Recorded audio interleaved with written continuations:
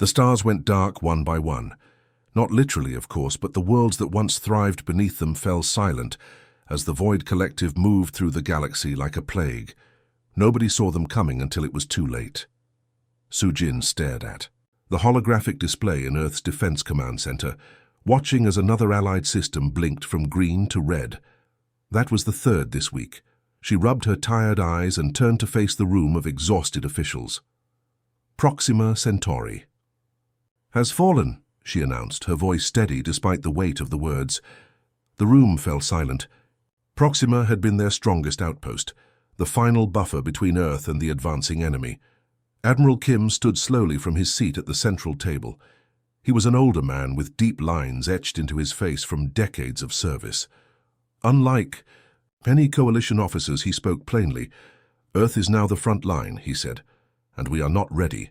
The coalition, a hurried alliance of 17 different species, had been fighting the Void Collective for nearly 20 years. At first, the distant threat seemed manageable, then concerning, then dire. Now, it was existential. How do they do it? Asked General Bay, his fist tightening around his stylus. How do they convert entire populations so quickly? Dr. Yoon stepped forward, activating her own display. The scientist had been studying collective tactics since the first encounters. Neural assimilation, she explained, bringing up footage that made several council members look away. They don't just conquer, they convert. Every captured being becomes part of their network, their consciousness absorbed, while their bodies become drones. The footage showed humans and other species moving with unnatural coordination, their eyes empty as they dismantled their own cities. For resources.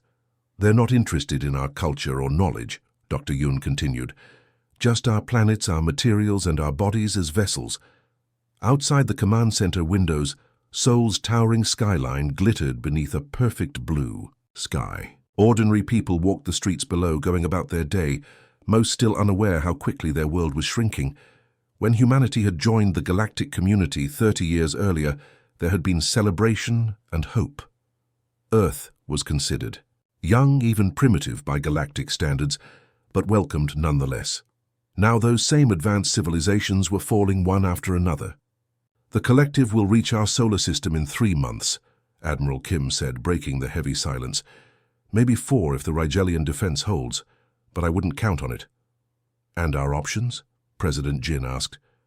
She had been elected in SciFi peacetime, never expecting to potentially preside over humanity's final days.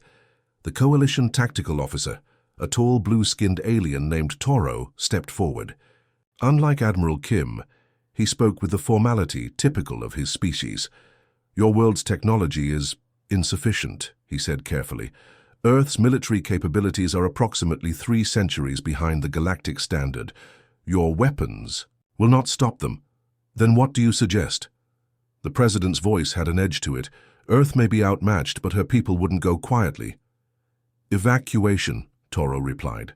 We can transport perhaps 12% of your population to sanctuary worlds beyond the collective's current path. The Coalition Council has already approved 12%? General Bay stood so quickly his chair toppled backward. That's less than 1 billion people. Who decides who lives? Who stays behind? The room erupted in angry voices. President Jin raised her hand, and gradually silence returned. We will not abandon Earth, she said firmly. Not while options remain. With respect, Madam President, Admiral Kim interjected, what options do we have? The collective has defeated species with technology far beyond ours. They've assimilated the brightest minds of a dozen worlds. How can Earth possibly stand against that? In the back of the room, a junior officer named Jun stood quietly watching. He had been tasked with escorting Dr. Lee, a xenoarchaeologist who had requested an urgent audience with the council. The doctor fidgeted beside him, clutching an ancient-looking data drive. Sir, Jun finally spoke up during a pause in the argument. Dr. Lee has information that might be relevant. All eyes turned to the small, unassuming woman. She stepped forward nervously, her eyes darting around the room. I've been researching ancient human warfare patterns, she began hesitantly. Looking for anything that might help against the collective. I found something unusual in the sealed military archives. She connected her data drive to the main display. Old text files and images appeared, many marked with classification levels that hadn't been used in over a century. "It's called the Sleeper Protocol," Dr. Lee explained, her voice growing stronger. "Established during humanity's first ventures into deep space, before we knew what was out there." The display showed schematics for massive underground facilities, stasis technology far more advanced than should have existed at that time. "Our early governments feared what they might find among the stars," she continued. "They created a contingency plan, preserving our greatest warriors throughout history in specialized stasis chambers beneath the Antarctic ice." Disbelief showed on every face in the room. "Warriors." "From history?" President Jin repeated slowly. "Doctor." Lee nodded. "The records indicate they took individuals at their peak fighting capability, from ancient civilizations through modern special forces, thousands of them, preserved and waiting." "That's impossible," General Bay scoffed. "The technology was beyond what should have been possible then," Dr. Lee agreed, "but the evidence suggests they had help, early contact that was kept secret." Admiral Kim studied the schematics carefully. "Even if this is real, what good would ancient warriors be against the collective? What could a Roman legionnaire or medieval knight do against neural assimilation technology?" Dr. Lee's eyes gleamed with the first real hope anyone had seen in months. "That's just it," she said. "These warriors come from times before digital technology. Their neural patterns are fundamentally different from modern humans. They might be naturally resistant to the collective's assimilation techniques." The room fell silent as the implications sank in. "And you believe these warriors are still there?" President Jin asked. "Still preserved after all this time?" Dr. Lee nodded. "The facilities were designed to be self-sustaining, and according to these records they were never deactivated, just forgotten when peaceful first contact made them seem unnecessary." Jun watched as the faces around the room transformed. For the first time in months he saw something other than resignation and despair. It wasn't much, but when all hope seemed lost, even the slimmest chance was worth taking. Admiral Kim straightened his uniform. "I believe we should investigate this immediately," he said. "Dr. Lee, gather everything you have. We leave for Antarctica within the hour." Outside, the sky remained blue, the people below still unaware. But inside that room, something had changed. A chance. A desperate, unlikely chance. As the stars continued to go dark, one small ember of hope had been kindled on Earth. The Coalition Council meeting had stretched into its 5th hour. Around the circular table sat the last defense ministers from 17 different species, their faces drawn with exhaustion and fear. Holographic displays showed the Void Collective's relentless advance through the galaxy, system after system, falling to the unstoppable enemy. "Evacuation is our only option," insisted Toro, the blue-skinned Coalition tactical officer. "Earth cannot be defended with conventional means. We must save who we can." Dr. Lee sat in the back of the room, barely listening anymore. As a xenoarchaeologist specializing in ancient human warfare patterns, she had been invited to provide historical context. Not that it seemed to matter. What good were lessons from ancient battles against an enemy that used neural technology, that'd turn your own people against you? She scrolled absently through her datapad, reviewing notes from her latest research project. For months she had been digging through old military archives, looking for anything that might help understand how humans had fought overwhelming odds throughout history. Most of it was standard material: guerrilla tactics, psychological warfare, creative use of terrain. But 3 days ago she had stumbled upon something strange. It had started with a reference in a classified file from the early days of Earth's space program, a single line mentioning something called the Sleeper Protocol. She might have overlooked it entirely, if not for the unusual security clearance attached to the file, higher than anything she had ever seen before. Her curiosity piqued. Dr. Lee had called in favors from colleagues in military intelligence, eventually gaining access to deeper archives. What she found there had kept her awake for 3 straight nights. "Dr. Lee?" President Jin's voice cut through her thoughts. You've been very quiet. Do you have any insights to offer before we make our decision? The room fell silent, all eyes turning to the small, unassuming woman in the corner. Dr. Lee hesitated, then stood. "Madam President, honored council members," she began, her voice steadier than she felt. "I believe there may be another option, something from Earth's early space age that could change everything about this war." She connected her datapad to the room's main display system. Ancient files appeared, most dated over 2 centuries earlier. "During Earth's first ventures into deep space, our governments were afraid," she explained. "They didn't know what they might encounter among the stars, so they created a contingency plan, something called the Sleeper Protocol." Admiral Kim leaned forward. "What kind of contingency plan?" Dr. Lee took a deep breath. "They preserved thousands of Earth's greatest warriors throughout history in specialized stasis chambers beneath the Antarctic ice." Murmurs of disbelief filled the room. General Bay stood up, frowning.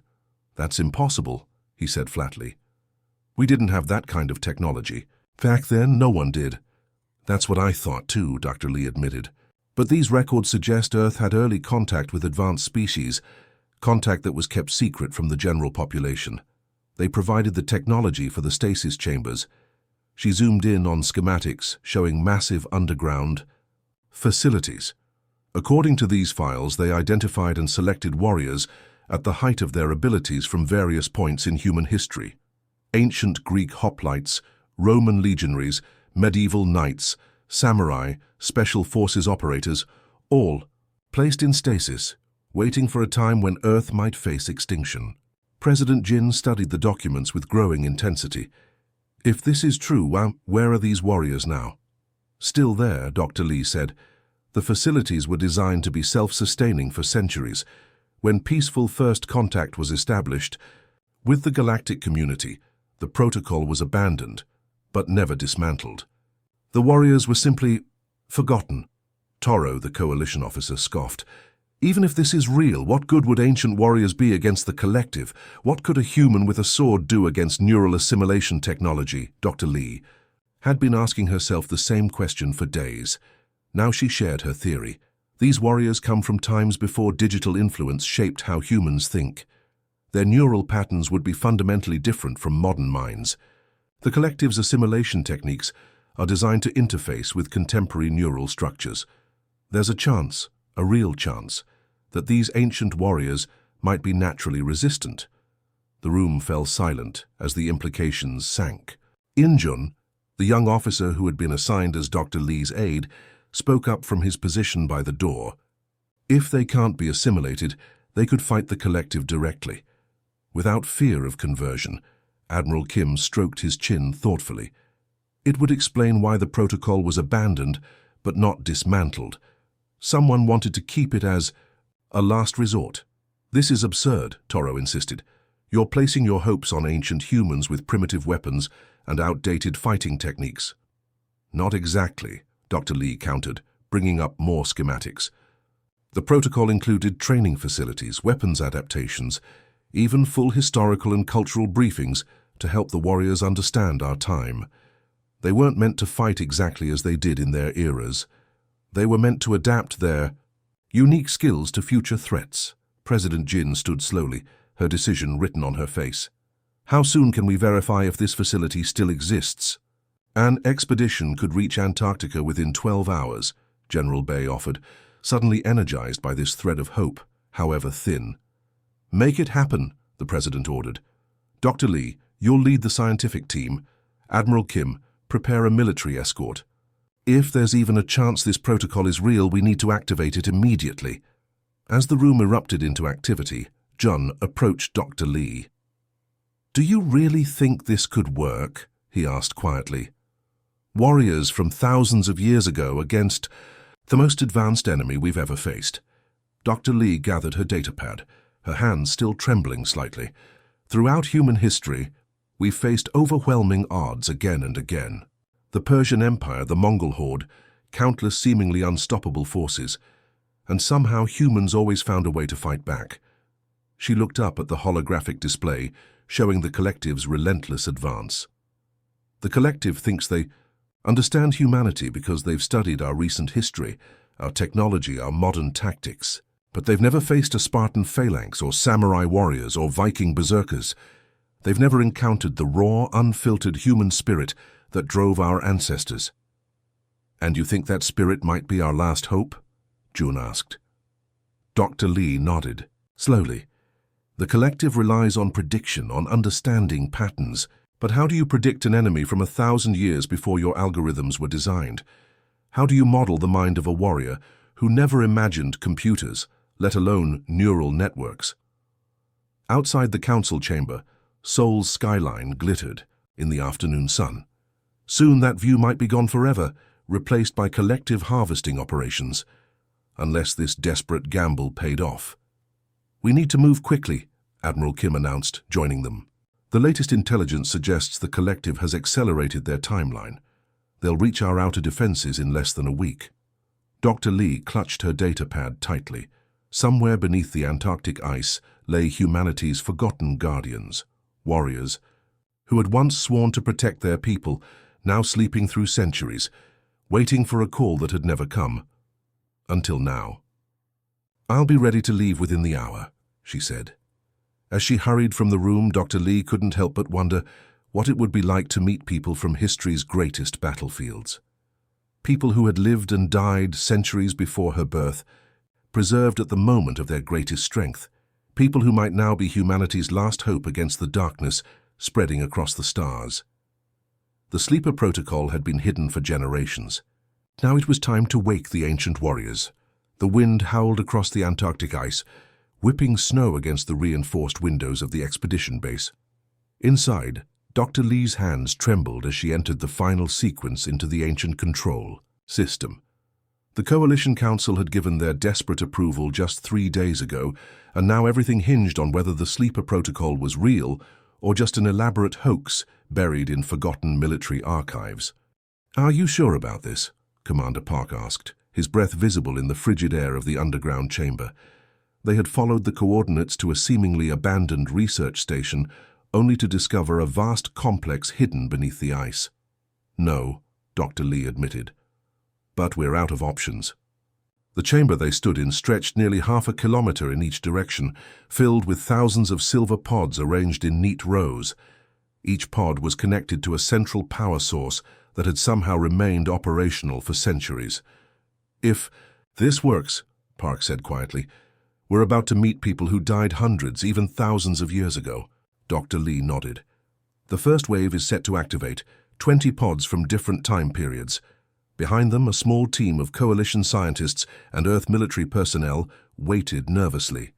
Among them was Jun, who had volunteered to join the expedition after the Defense Council meeting. He clutched his rifle tightly, unsure what to expect. "Beginning revival sequence," Dr. Lee announced. Lights flickered across the chamber as power surged through the ancient systems. A low hum filled the air, growing steadily louder. Then, one by one, the first row of pods began to open. Steam billowed out as the sealed environments equalized with the room temperature. For a long moment, nothing happened. Then a hand gripped the edge of the nearest pod. A man rose slowly into view. He was powerfully built, with olive skin and close-cropped dark hair. His eyes, alert despite centuries of sleep, immediately assessed every person in the room, every exit, every potential weapon. "Where am I?" he demanded in a language no one understood. Translators rushed forward with devices developed for coalition communications. Within moments, the ancient language was processed, and the man's words became clear. "I ask again," he said, his hand instinctively reaching for a sword that wasn't there. "Where am I? Where are my men?" Before anyone could answer, more pods opened. A woman with intricate tattoos covering her arms emerged, followed by a massive man with a beard braided with metal rings. Then came others, people of different heights, builds, and skin tones, all with the same alert, dangerous energy about them. "My name is Commander Park." Park stepped forward, hands raised to show he meant no harm. "You're on Earth, but not the Earth you knew. You've been preserved through time as part of something called the Sleeper Protocol." The first man narrowed his eyes. "I am Hyun of Sparta. I was at Thermopylae. There was a battle." He trailed off, confusion briefly crossing his face before his expression hardened again. "Why have you brought me here?" Dr. Lee stepped forward. "Because Earth needs you, all of you." Over the next few hours, more pods were awakened. Coalition. Medical teams checked each warrior as they emerged, finding them in perfect physical condition despite their long sleep. Linguists worked furiously with translation devices, trying to bridge not just languages but entire worldviews.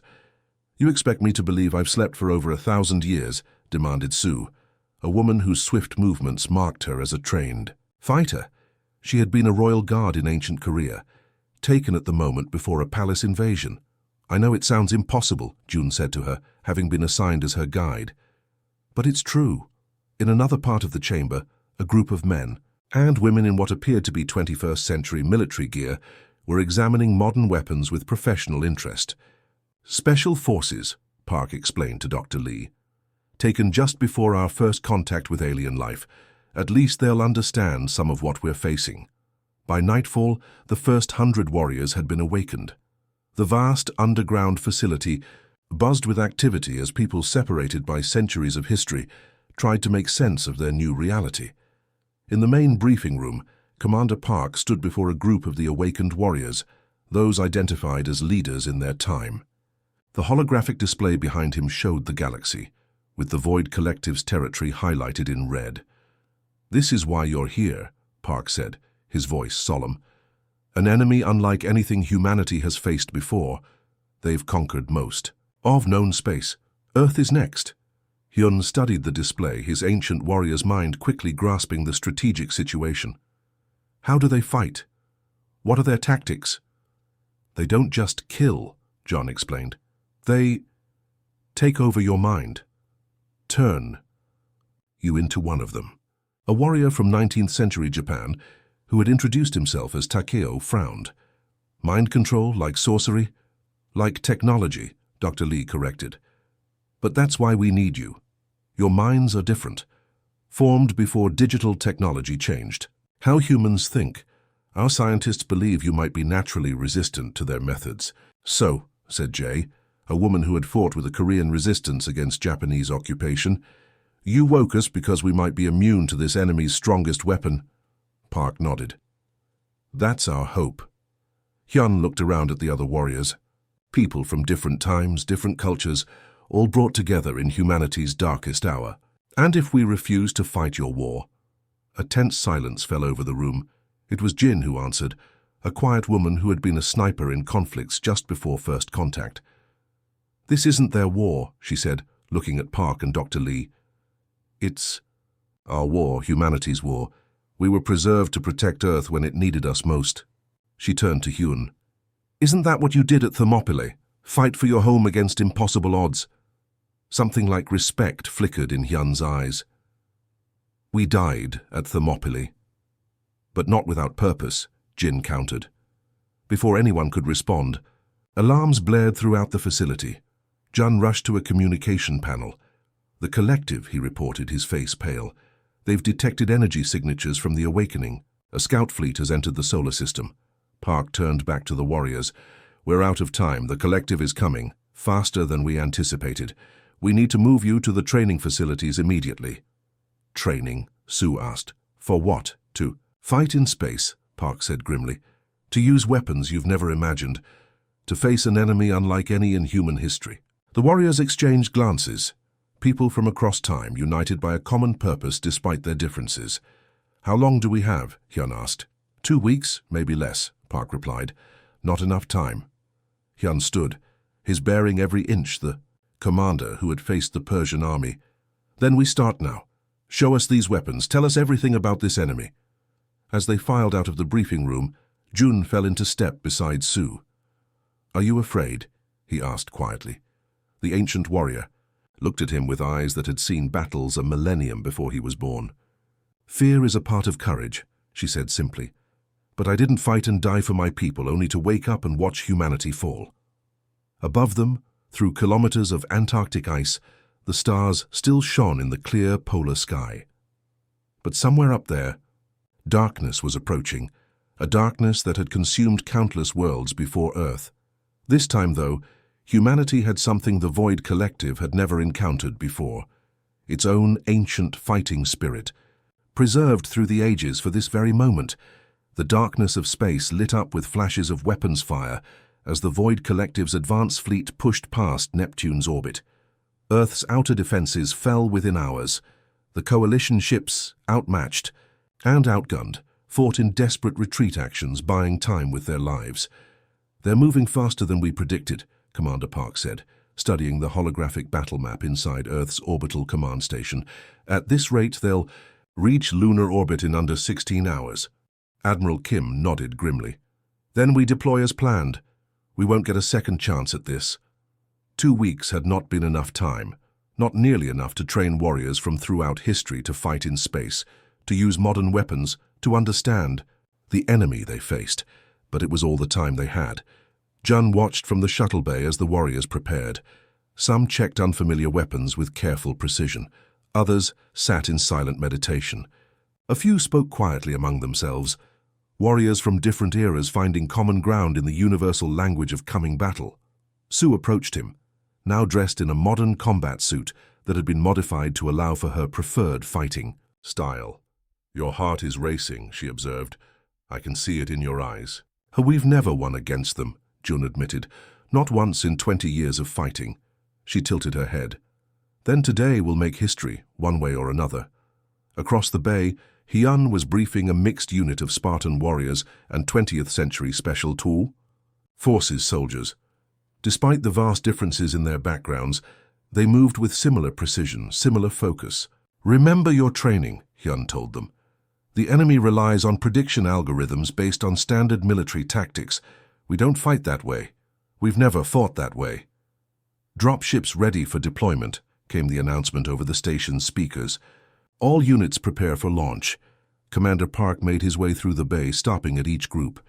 "Luna Basin is our line in the sand," he told them. "The collective expects us to make our stand at Earth. This is our one advantage. They don't know about you yet." The plan was simple, even if execution would be anything but. Luna Basin, the massive crater on the far side of the moon, had been hastily converted into a makeshift fortress. The collective would pass it on their way to Earth, not expecting any significant resistance until they reached the planet itself. "They're scanning for modern weapons signatures and standard coalition tactics," Dr. Lee had explained during the briefings. "They won't be looking for swords, spears, or close-quarters combat specialists. They won't expect humans to fight in vacuum with primitive weapons."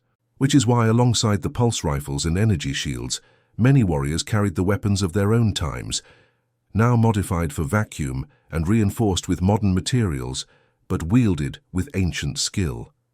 The dropships lurched as they launched from the station, streaking toward the lunar surface. Jun found himself seated between Jin, the pre-contact sniper, and Takeo, the samurai warrior. "In my time," Takeo said quietly, "we believed a warrior's spirit could overcome any challenge. I never imagined a test like this." Jun nodded. "I never imagined meeting someone like you at all." The ships landed in the shadow of Luna Basin's northern ridge, out of sight of orbital sensors. Warriors poured out, taking positions among the hastily constructed defenses. They didn't have long to wait. The first collective ships appeared exactly as predicted, enormous black vessels that seemed to absorb light rather than reflect it. They moved in perfect formation, preparing to sweep past the moon toward Earth. "They've detected the decoy signals," reported a communications officer. "They're diverting ships to investigate." Commander Park nodded. "Right on schedule. All units prepare to engage on my mark." Jun watched through reinforced viewports as collective drop pods began to descend toward the basin floor. They were taking the bait, sending forces to eliminate what they thought was a small outpost before continuing to their main target. "Now," Park ordered, and the battle began. The first wave of collective drones emerged from their pods, humanoid figures moving with unnatural coordination. They immediately began scanning for threats, weapons raised. What they found defied all their combat algorithms. Hyun led a charge of Spartan warriors, their ancient phalanx formation adapted for lunar gravity. They moved in perfect unison, energy shields interlocked, absorbing the initial drone fire. Behind them, Jin and her fellow snipers picked off collective commanders one by one. In another sector, Takeo and his samurai moved with impossible grace. In the low gravity, their specially crafted blades slicing through drone armor like paper. The collective forces, programmed to counter standard military tactics, found themselves overwhelmed by fighting styles their databases had never encountered. "It's working," Dr. Lee's voice came over the comm system. "The drones can't predict their movements," but the collective adapted quickly. More drop pods landed, disgorging not just drones but assimilation specialists, creatures designed specifically to capture and convert enemy combatants. "Second wave incoming," Park warned. "Remember your training. Do not let them touch you." Jan watched in horror as an assimilation specialist cornered two modern soldiers. It reached out with tendrils of shifting darkness, making contact with their armor. Within seconds, the soldiers stopped resisting, their movements becoming jerky and uncoordinated as the neural takeover began. "Cut them down," Hyun ordered, and one of his Spartans moved without hesitation, ending the threat posed by their converted comrades. Nearby, an assimilation specialist approached Sue, who stood her, ground weapon ready. The creature reached for her, dark tendrils extending toward her face. Jun shouted a warning, but it was too late. The tendrils made contact, and nothing happened. The creature recoiled, its movements suddenly erratic. It tried again, tendrils connecting. With Sue's skin, she grimaced in pain but remained herself. "The theory was right," Dr. Lee breathed, watching through cameras. "Their neural patterns are resistant." Sue drove her blade through the confused creature, then turned to the next enemy. Across the battlefield, similar scenes played out as the ancient warriors proved impervious to the collective's most fearsome weapon. "They can't assimilate them," Park reported to Admiral Kim. "Collective forces are falling back to regroup." For the first time in the 20-year war, a collective attack force was in retreat, but the victory came at a heavy cost. Nearly a third of the awakened warriors lay dead or wounded on the lunar surface. Modern soldiers had suffered even higher casualties, and the main collective fleet was still approaching, now aware that something unexpected awaited them. In AI temporary medical shelter, Jun found Hyun staring at the Earth, visible as a blue crescent from their position. "We've won a skirmish," the Spartan commander said. "Not the war. But we've shown they can be beaten," Jun replied. "For 20 years no one believed that was possible." Hyun nodded slowly. "In my time we faced an empire that seemed unstoppable. Most thought resistance was pointless." A grim smile crossed his face. Most were wrong. Outside, the remaining warriors regrouped, ancient and modern fighters now bonded by shared combat. They moved with new purpose, new confidence. They had faced humanity's greatest enemy and held their ground. "Commander." Park approached, his face showing exhaustion but also the first real hope June had seen in months. "We've bought time," Park said. "The main collective fleet has altered course, moving more cautiously now, and we've captured intact drone units for study." "How long?" Hyun asked. 3 days, maybe 4, before they launch a full-scale attack." Hyun nodded. "Then we have work to do." He turned to the gathered warriors. "Today we've learned how they fight. Tomorrow we'll teach them how humans have fought for thousands of years." A cheer went up from the assembled fighters, a sound that should have been impossible in the vacuum of space. Transmitted through their comm systems, but no less powerful for it. On the lunar surface under an endless black sky, humanity's ancient warriors had just rewritten the rules of a war that had seemed hopeless. The Void Collective had encountered something their vast hive mind could not compute, the unpredictable, indomitable human spirit that had driven warriors throughout history. The battle for Earth had just begun. The laboratory beneath Sol's defense headquarters buzzed with activity. Scientists hunched over captured collective technology, working alongside coalition experts who had never seen the enemy's equipment intact before. In the center of the room, Dr. Lee stared in amazement at brain scan results floating on holographic displays. "It's remarkable," she said, comparing the neural patterns of modern humans against those of the ancient warriors. "Their brains process information completely differently." Dr. Kang, the coalition's leading neurobiologist, nodded in agreement. "Modern humans have neural pathways shaped by digital technology. Our thoughts follow predictable patterns the collective can easily infiltrate. He pointed to Sue's brain scan. But these warriors have minds formed before such influences. Their thought processes are organic, unpredictable. Commander Park studied the displays with intense focus. The collective fleet had withdrawn to just beyond Mars orbit after the surprising defeat at Lunar Basin. Earth had gained precious days, and every hour was being used to understand their unexpected advantage.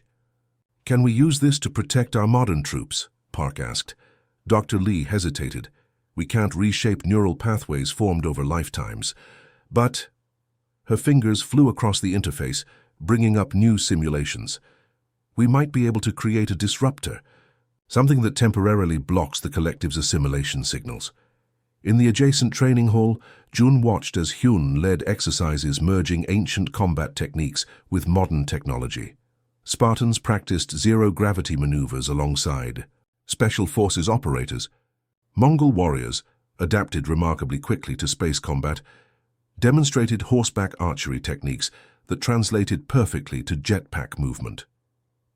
The ancient and modern warriors had begun to forge something entirely new, fighting styles the collective had never encountered in their conquest of the galaxy.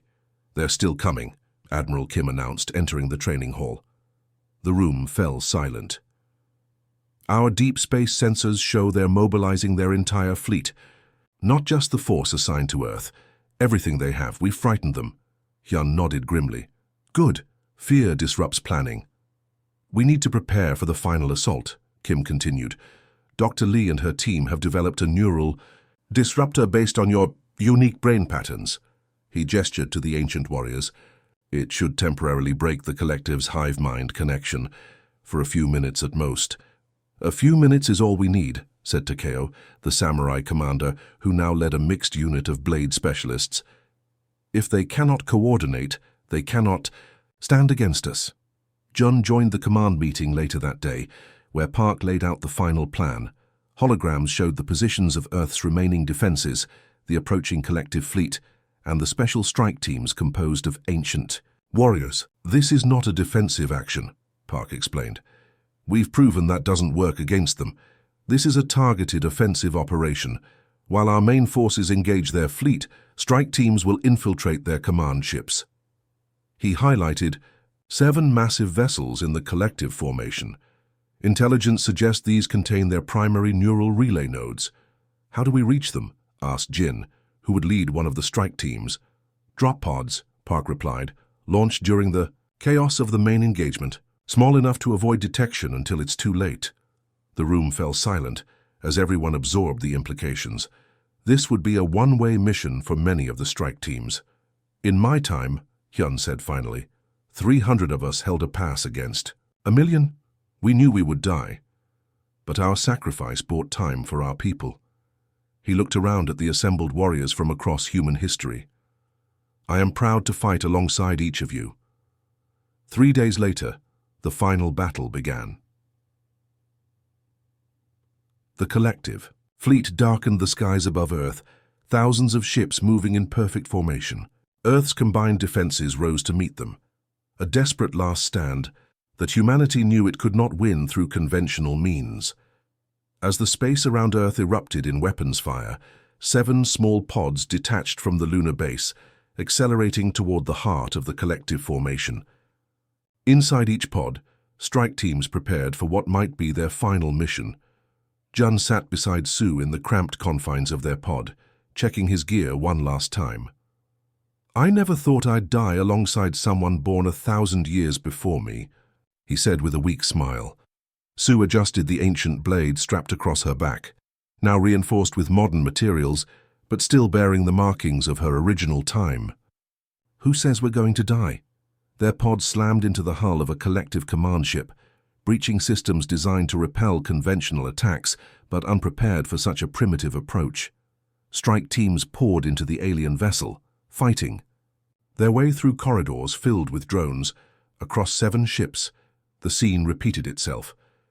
Ancient warriors led the charge, Roman legionnaires establishing defensive formations at key junctions, Zulu impis moving with coordinated precision through alien corridors, Viking shield maidens protecting modern tech specialists who planted the neural disruptors. In the primary command ship, Hyun's team fought their way to the central neural relay, a massive, pulsing structure that seemed to breathe with dark energy. "Set the disruptor," he ordered, holding position against waves of drones. The technical specialist worked frantically while Spartans formed a protective circle around him. "Done!" the technician shouted. 2 minutes until activation." "All teams, report in," Park's voice came through their comms. "Disruptors planted."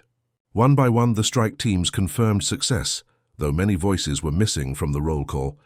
"Synchronizing detonation," Dr. Lee reported from the lunar base. 30 seconds. Hyun's team fought desperately to maintain their position, Spartan shields forming an unbreakable wall against the collective drones. Jun and Su's team had barricaded themselves in a secondary relay chamber, surrounded but unbowed. 10 seconds, came Dr. Lee's countdown. Across 7 ships at the heart of the collective fleet, the ancient warriors prepared for what would come next. Now, the neural disruptors activated simultaneously, sending out pulses modeled on the chaotic, unpredictable neural patterns of the ancient warriors. The effect was immediate and devastating. Throughout the collective fleet, the hive-mind connection shattered. Ships veered wildly out of formation, drones froze in place or began moving erratically. The perfect coordination that had made the collective unstoppable vanished in an instant. "It worked!" Park's voice was jubilant. "All forces, commence attack, while they're vulnerable." For 5 precious minutes, the collective existed in chaos. Earth's forces struck with everything they had, targeting the command ships exposed by the strike teams. Coalition vessels that had been hiding in the outer system joined the attack, catching the disorganized enemy in a perfectly executed crossfire. On board the command ships, the strike teams fought their way back to extraction points. Many didn't make it. Hyun and half his Spartans fell defending a hangar bay so others could escape. Jin sacrificed herself to detonate a secondary disruptor when the first began to fail. When the neural disruptors finally burned out, the collective began to recover. But it was too late. Their command structure had been decimated, their formations broken beyond repair. "They're retreating," Admiral Kim announced as the massive black ships began to pull away from Earth. For the first time ever, the collective is in full retreat. The celebration was muted by the heavy losses.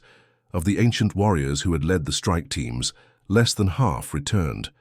But their sacrifice had achieved what 20 years of conventional warfare could not. 3 months later, Jun stood in the Antarctic facility where it had all begun, watching as more stasis pods were awakened. With each passing day, more ancient warriors joined the fight, training new generations of coalition forces in fighting styles the collective could not predict. "We've pushed them back to the Orion Arm," Park told the newly awakened warriors. "The coalition is growing stronger. Worlds that had surrendered are rising up, using our neural disruptor technology to break the collective's control." Su joined Jun, now wearing the insignia of a strike team commander. "They're calling it the Warriors Initiative," she said, nodding toward the training sessions taking place throughout the facility. "Every coalition world is establishing their own version of the Sleeper Protocol, preserving their ancient fighting techniques."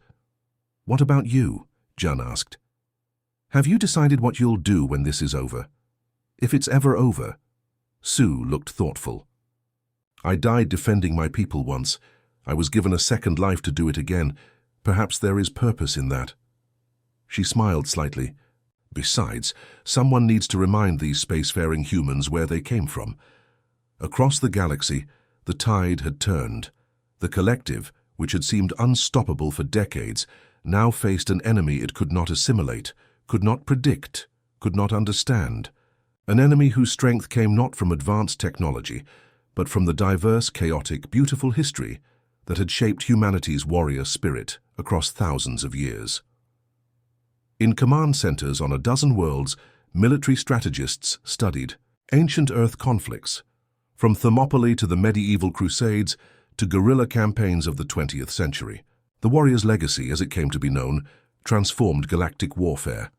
And on Earth, in quiet moments between battles, ancient warriors gazed up at stars they had never thought to visit, fighting alongside descendants they had never expected to meet, defending a future they had helped create thousands of years before they knew it existed. Humanity had found its greatest weapon not in the stars, but in its own past. Not in technology, but in the indomitable spirit that had driven warriors. Through every age of human history, the galaxy would never be the same.